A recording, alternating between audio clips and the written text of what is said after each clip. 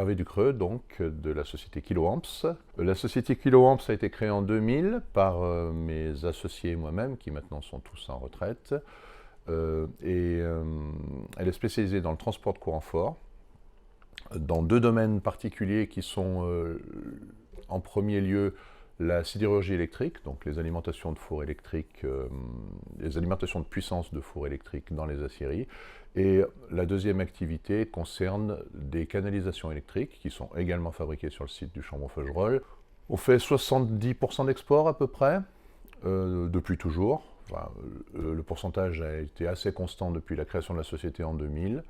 Et on a l'ambition de devenir le numéro 1 mondial des alimentations de fours électriques et d'avoir un rayonnement beaucoup plus international qu'il l'est actuellement sur le marché de la canalisation électrique.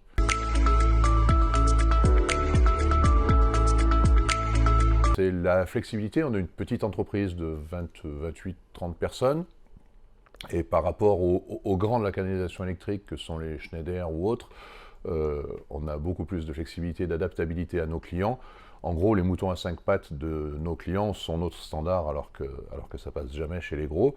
Au niveau de la sidérurgie, on est sur un marché complètement de niche. On est nos concurrents sont un Italien et un Allemand, les principaux. Ils sont un petit peu plus grands que nous, mais pas beaucoup plus. D'où l'ambition de devenir numéro 1. On ne veut pas devenir les plus forts du monde, sauf dans notre tout petit domaine.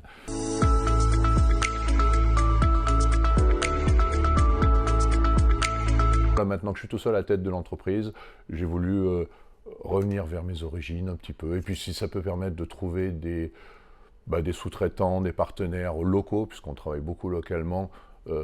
Alors, nos clients ne sont pas locaux, hein, ou très très peu. Ça peut arriver. On a une autre plus grosse commande à Roche-la-Molière, la plus grosse commande de l'histoire de l'entreprise.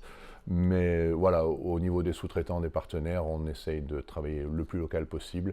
Et on a toujours besoin, dans le cadre du développement, de nouveaux partenaires et sous-traitants.